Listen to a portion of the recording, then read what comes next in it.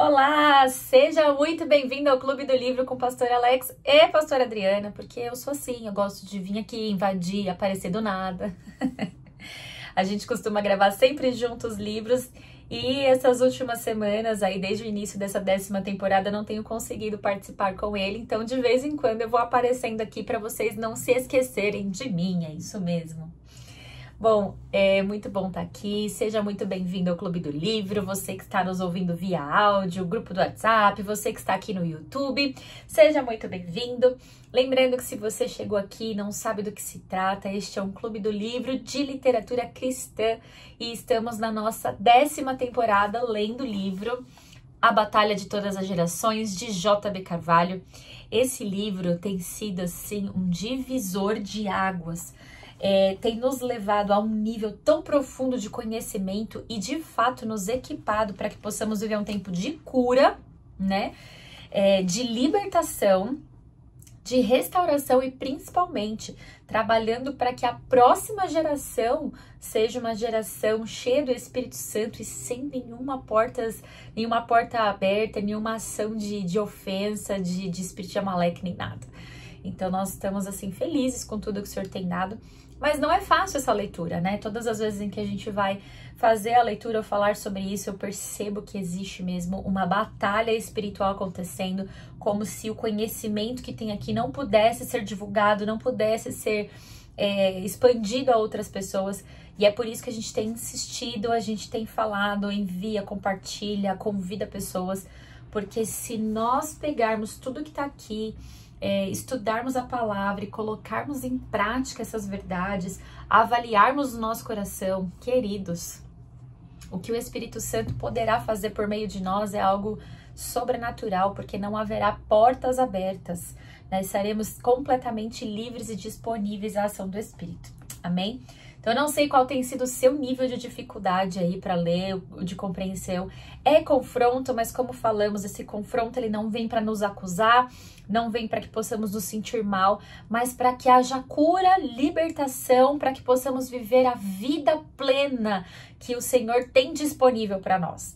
Então, eu te recomendo mesmo, se você ainda não adquiriu o livro, adquira. Aqui no perfil do Instagram do Alex e até na descrição deste vídeo tem link para você adquirir, porque vale riscar, ler, reler, ouvir o áudio, ouvir novamente, assistir novamente, porque isso precisa entrar e gerar dentro de nós. Amém? Vamos orar aqui então, mas antes eu quero te motivar a se inscrever no canal, se você ainda não é inscrito, a curtir este vídeo para que alcance outras pessoas, compartilhar o nosso grupo com outras pessoas. Eu sei que não dá para entrar mais no grupo do WhatsApp até a próxima temporada, mas você pode compartilhar os vídeos, você que está no grupo do WhatsApp pode compartilhar os áudios que estão disponíveis aqui no Drive, para que outras pessoas possam ser abençoadas. Para quem está no grupo do WhatsApp, a gente tem conteúdos exclusivos que está sendo liberado aí para o pessoal, que vem ainda enriquecer ainda mais a nossa literatura aqui, a nossa leitura deste livro. E então se aguarde para que na próxima temporada você entre e participe conosco. Não deixe de comentar aqui nos comentários como tem sido sua experiência. Não deixe de testemunhar aqui no grupo do WhatsApp como tem sido a sua experiência, porque o seu testemunho pode levar cura a outras pessoas. Amém? Vamos orar? Pai, nós entregamos esse tempo de leitura nas tuas mãos, clamamos para que teu Espírito Santo se revele a nós de forma abundante e sobrenatural. Toda investida de Satanás para que nós venhamos a não compreender, a não receber, a não ter clareza ou se sentir acusado por meio daquilo que estamos lendo. Repreendida está essa ação em nome de Jesus. Eu declaro em nome de Jesus mentes, ouvidos abertos e sensíveis única e exclusivamente à voz do Espírito Santo de Deus, que é uma voz doce, que cura, restaura e nos purifica, Pai. Que haja libertação, discernimento, descortinar dos nossos olhos e amadurecimento em nome de Jesus. Amém. Amém? Bom, nós lemos o capítulo 4, né? Meu Deus, deu branco aqui. Acabei de anotar e me deu branco, gente. Peraí. Capítulo 4, meu Deus. Capítulo 4, nós vamos para a parte 2. Teremos ainda a parte 3, é um capítulo mais longo. Paramos no último vídeo na página 84 e vamos dar continuidade aqui na página 84. Vamos à leitura? Tenho que repetir, é preciso ter fé para crer que Deus, Ele mesmo, vai cuidar desses lobos disfarçados de ovelha. É preciso ter fé para perdoar, porque isso significa entregar a vingança nas mãos dele. Né? O perdão, ele não tem a ver conosco, né? Não tem a ver com o outro, tem a ver conosco, diz respeito a nós.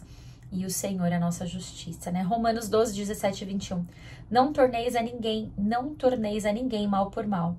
Esforçai-vos para fazer o bem perante todos os homens. Se possível, quanto depender de vós, tenha paz com todos os homens. Não vos vingueis a vós mesmos, amando, mas dai lugar... Não vos vingueis a vós mesmos, amando, mas dais lugar à ira, porque está escrito: a mim pertence a vingança, e é eu que retribuirei, diz o Senhor. Pelo contrário, se o teu inimigo tiver fome, dá-lhe de comer, se tiver sede, dá-lhe de beber, porque fazendo isso, amontoarás brasas vivas sobre a sua cabeça. Não te deixes vencer do mal, mas vença o mal com o bem. Mais uma arma aqui, ó. Qual é a arma? Vencer o mal com o bem. Aí a gente entra no nosso senso de justiça, né? Imagina, olha o que ele fez pra mim. Eu preciso fazer alguma coisa. Eu não sou besta, eu não sou trouxa. Eu não vou permitir que as pessoas pisem em mim. Mas, queridos, né? Eu ouvi uma frase, eu acho que foi até do J.B. Carvalho mesmo, que ele fala assim: o diabo, ele tá acostumado a bradar como um leão, né? A rugir. Ele tá acostumado com barulho. Agora, ele não sabe lidar com a ovelha muda. Né? E quem que foi entregue como ovelha muda? Jesus. Jesus morreu na cruz como uma ovelha muda por amor a mim e a você. E o diabo não sabe lidar com isso. Então ele perdeu lá na cruz. E quando a gente começa a gritar, esbravejar com o nosso senso de justiça humano, tiramos Deus da equação. Porque não é assim que se vence as batalhas. Como se vence as batalhas? Como Jesus venceu. Não deixes vencer do mal, mas vença o mal com o bem. Então, uma das grandes ferramentas que nós temos é o amor e vencer o mal com o bem. E isso não tem a ver com ser fraco, ser injustiçado. Isso tem a ver com depender de Deus e confiar que Ele é a nossa justiça. Página 85. Tudo isso não significa permitir que relacionamentos abusivos continuem a existir de qualquer forma. Você escolhe com quem deseja ter intimidade. Nós precisamos ter cuidado com quem está perto de nós, a quem damos permissão para entrar na nossa vida e permitirmos a sua influência. Isso é muito sério, essa escolha ela é nossa, né? Cabe a nós ter esse discernimento, que com quem são as pessoas que eu ando, o que eu permito. Né? Isso não tem a ver com justiça ou não justiça, é uma escolha que eu tenho com quem eu vou caminhar. A nossa força emerge do povo da aliança, e ao interagirmos com pessoas que falam de um lugar de negatividade, incredulidade ou amargura, somos contaminados pela sua frequência. Escolher as rodas que eu vou me assentar, né? Eu ministro as pessoas, mas não dou acesso a todas a minha vida, somente as que se qualificam. Quando estou sem força, fragilidade, irei evitar intencionalmente pessoas tóxicas. Sou a única pessoa responsável por manter meu coração livre da dúvida e do julgamento. Sou a única pessoa responsável por manter meu coração livre da dúvida e do julgamento. Quem escolhe nós escolhemos o que ouvir, o que trazer, do que se alimentar. Isso é nossa responsabilidade.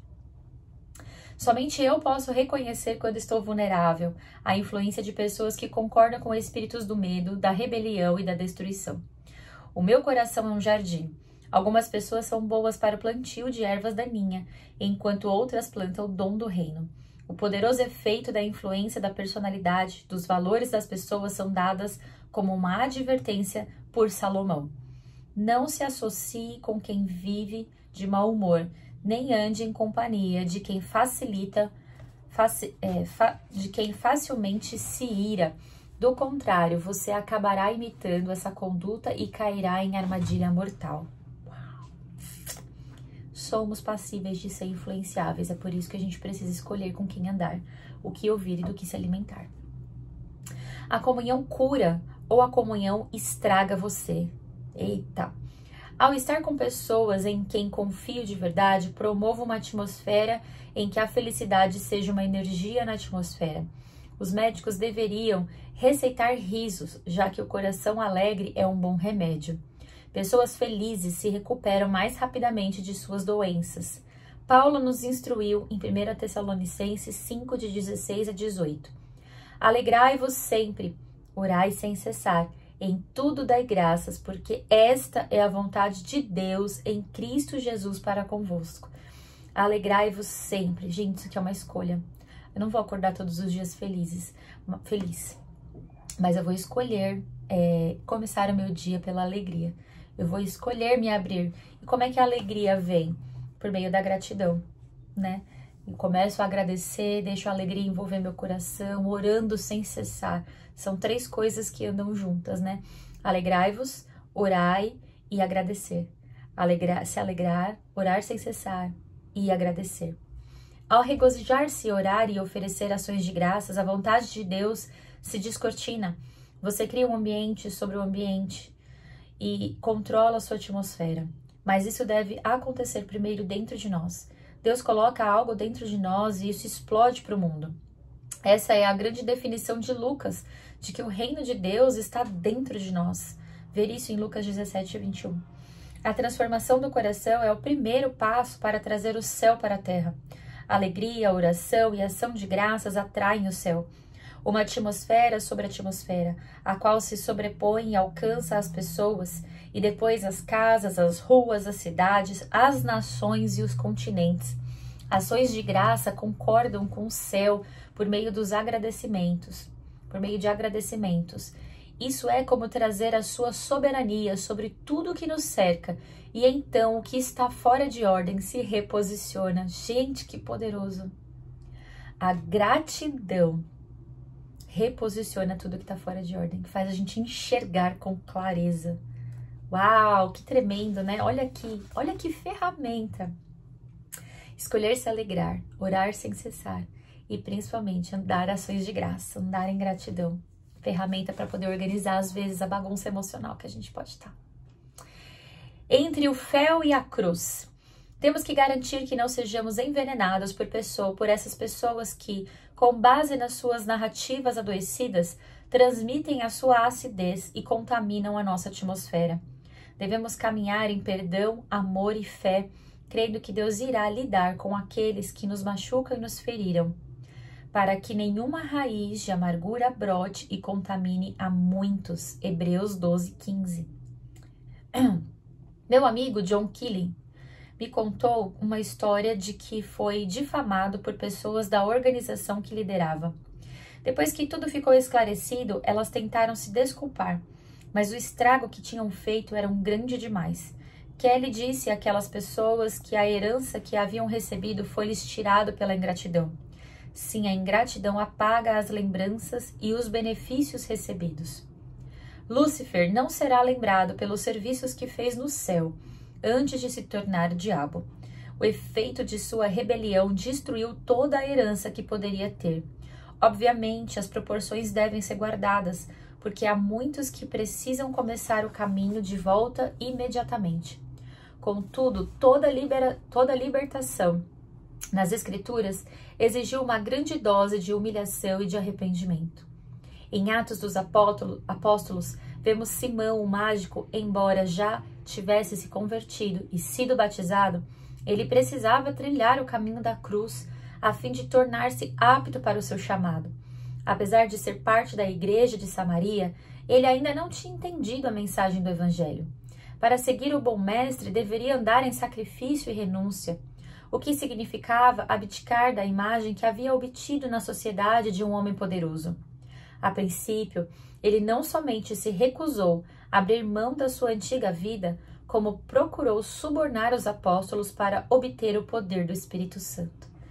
Olha que profundo. Não basta estarmos caminhando na igreja ou ter aceitado a Cristo. Precisamos permitir que Ele transforme o nosso caráter. Na história, a palavra simonia, termo advindo de Simão, tem como significado a venda de cargos eclesiásticos, uma prática recorrente em alguns períodos da igreja.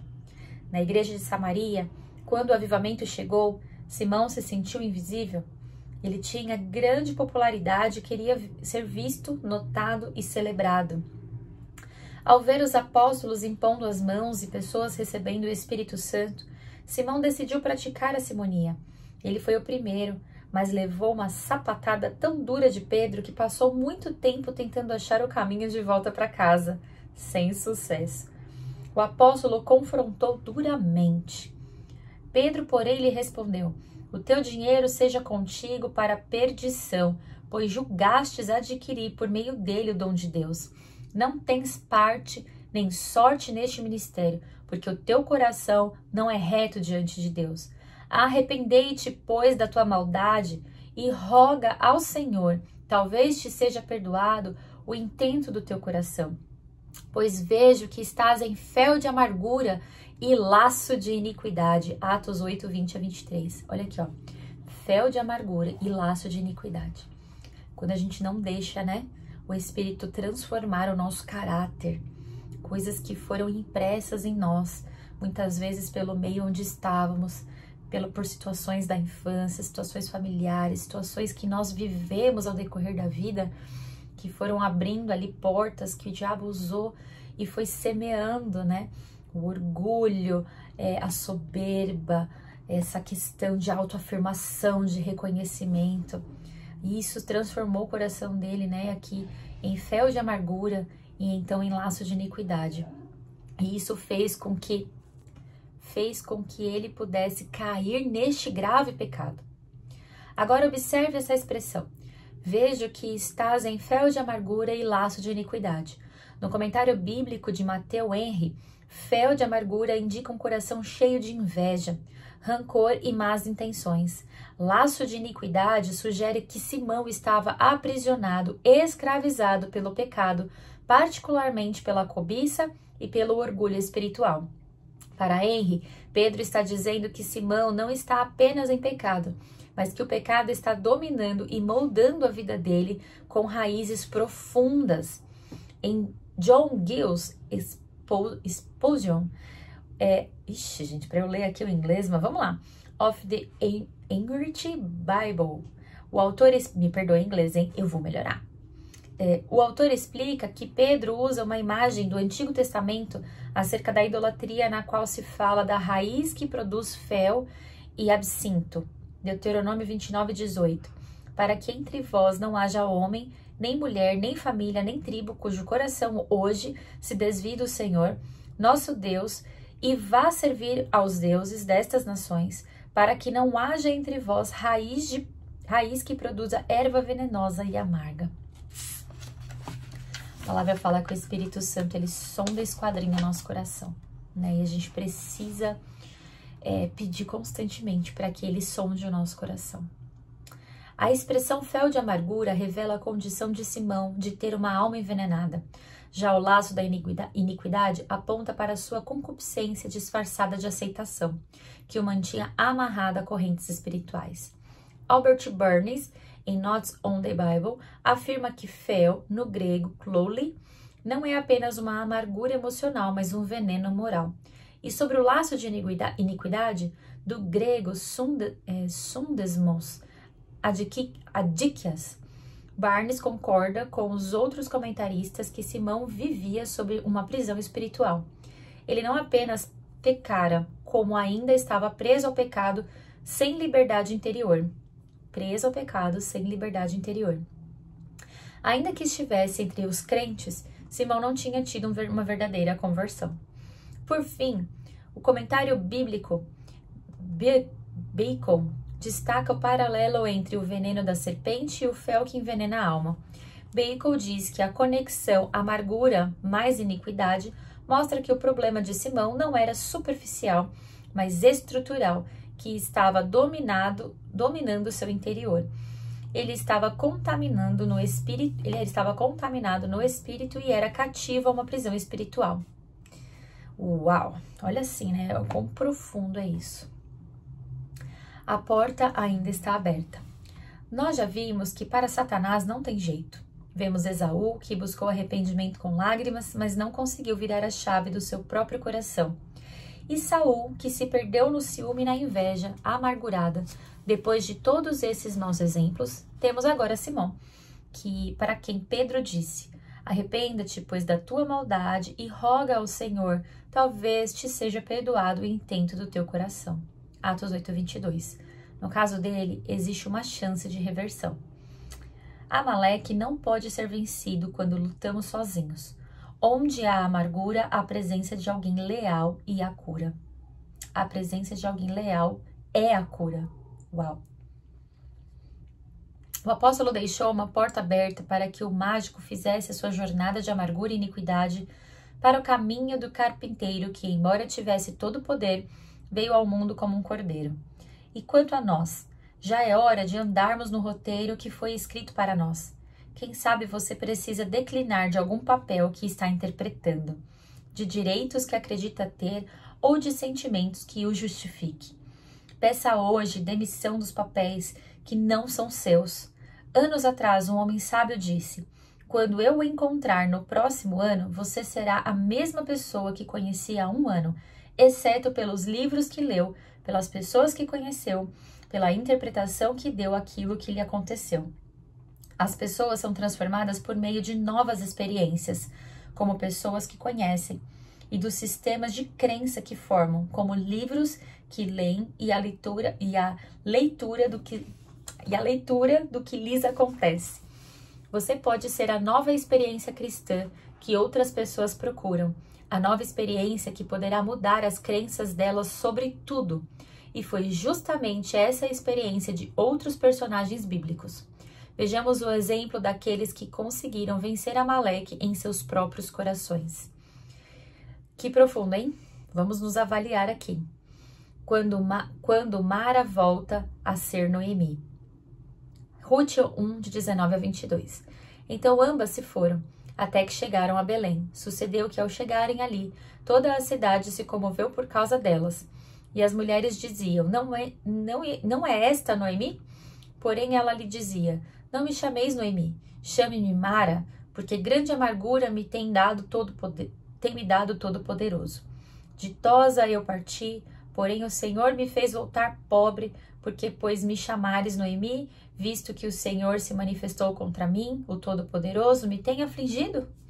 Assim voltou Noemi à terra de Moabe, com Ruth, sua nora, a moabita, e chegaram a Belém, no princípio da cega de cevada. Noemi, cujo nome significava agradável, enfrentou perdas devastadoras. Viúva, sem herança, morando em terra estrangeira, ela se viu completamente desamparada. Amargurada, declarou: não me chamem Noemi, disse ela, chame-me Mara, pois o Todo-Poderoso tornou minha vida muito amarga. A mudança de nome indica uma rendição do coração à amargura. Isso é Amaleque, quando a dor passa a ditar a nossa identidade. Quando a dor passa a ditar a nossa identidade.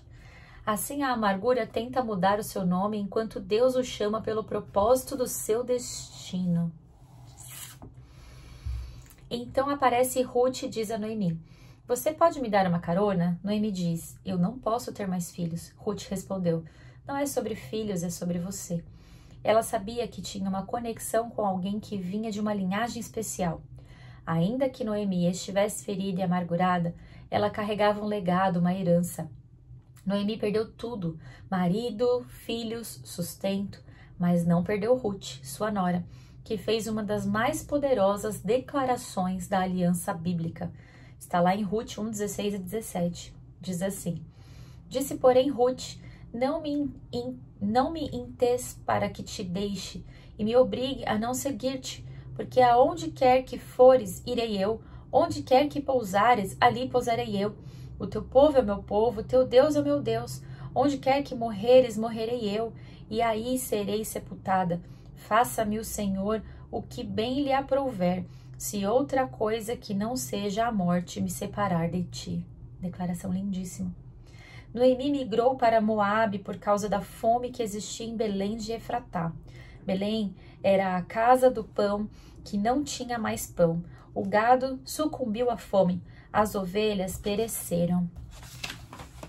E por causa disso, Noemi vai para Moabe. Em terras estrangeiras, Ela perdeu o marido e depois os seus 2 filhos. Devastada, decidiu voltar para Belém. A sua nora, órfã, deu-lhe um beijo e se despediu. Ela tinha os pés enraizados no passado e não no futuro. Estava mais ligada ao lugar de onde viera do que para onde deveria ir. A vida é assim mesmo. Tem gente que vai dar-lhe um beijo, um adeus. Tem gente que nem beijo vai dar. E é verdade. Judas não pôde ir com Jesus até a cruz. Ele deu um beijo em Jesus e foi embora. Que pena. Ele não escreveu livros incríveis da Bíblia. Não estabeleceu igrejas ao redor do mundo. Não pregou grandes sermões. Ele não estará na lista dos convidados para a festa das bodas do Cordeiro. Da mesma forma, Ló escolheu deixar Abraão. Ele deu um beijo em seu tio e disse adeus. Mas quem pode encontrar um Abraão e conseguir deixá-lo? Gosto do que diz Tim Keller. Você não se apaixona, você se compromete. O amor diz, eu estarei lá, não importa o que aconteça. Noemi venceu Amaleque, não literalmente como em Refidim, mas espiritualmente e existencialmente. Ela enfrentou o espírito da amargura, a essência de Amaleque, e foi redimida. Amaleque é a amargura que se recusa a ser curada. Amaleque é a amargura que se recusa a ser curada. Ele se alimenta de perdas, frustrações, de ressentimentos não resolvidos. Noemi tinha tudo para se tornar uma encarnação desse espírito. Perdeu marido, filhos, tornou-se viúva, pobre estrangeira, mudou seu nome para Mara, a amargurada. Mas ela não permaneceu ali. Noemi não se isolou. Ruth foi a sua conexão com o futuro. Mais uma vez, vemos que Amaleque não pode ser vencido quando lutamos sozinhos. Onde há amargura, a presença de alguém leal é a cura. Onde há amargura, a presença de alguém leal é a cura. Amaleque se alimenta do isolamento e Noemi rompeu esse ciclo. A presença leal e constante de Ruth foi um antídoto à solidão e ao ressentimento de Noemi. Relacionamentos firmes e fiéis são os meios pelos quais Deus ministra a restauração. Relacionamentos leais curam feridas profundas. Vencemos Amaleque levantando as mãos uns dos outros, como em Êxodo 17, Moisés está lá, com as mãos erguidas. Noemi voltou e com Ur e Josué, segurando suas mãos. Noemi voltou para Belém, lugar da promessa. Mesmo ferida, decidiu retornar à presença, à casa do pão, à comunidade. Amaleque se fortalece da fuga e da desistência. Noemi escolheu retornar. Ela permitiu que outros a servissem. Ruth trabalhou, Boaz interveio, as mulheres de Belém celebraram com ela. Boaz representa o Goel, o resgatador legal, a figura do Messias. Ele não apenas resgata a Ruth, mas também honra Noemi e restaura sua casa. Amaleque floresce na autossuficiência e no orgulho ferido. Noemi se rendeu à ajuda. Ela reencontrou propósito no legado. A história de Noemi não terminou na amargura. Ela foi resgatada e restaurada. No final, ela não apenas sobreviveu, como também cuidou dos filhos de Ruth e Boaz. Obed. Noemi, que começou a história quebrada, terminou como a avó de Obed, que foi o pai de Jessé, que por sua vez foi o pai de Davi, ancestral de Jesus. Ruth 4,16. E Noemi tomou o menino, colocou-o no colo e passou a cuidar dele. De Mara, ela volta a ser Noemi, agradável, frutífera, parte da linhagem da esperança messiânica. Noemi venceu Amaleque quando permitiu ser redimida pela graça. Ela representa todos aqueles que, mesmo feridos, não se entregam à amargura permanente. A vitória dela aponta para a maior vitória, a vitória de Cristo sobre a amargura, a orfandade e a desesperança. Ruth 4, 14 e 15. Então as mulheres disseram a Noemi: bendito seja o Senhor que hoje não a deixou sem resgatador. Ele renovará a sua força e a sustentará na velhice. Contudo, Noemi trocou a sua dor pelo propósito. Ela, que chegou dizendo, voltei vazia, terminou sua história com um neto no colo, Obed, avó de Davi. A sua linhagem se conecta ao Messias. Ela venceu Amaleque sem espada, apenas com rendição. Não no campo de batalha, mas no retorno à aliança. Ela fez da dor um berço para o propósito. Portanto, lembre-se, a amargura não é o seu nome. Aleluia, que tremendo, gente. Que tremendo. Eu vou encerrar aqui com as perguntas que estão no Livros para Reflexão. Eu tô emocionada, né? Eu imagino que você também, depois dessa palavra. Perguntas para reflexão. Número 1.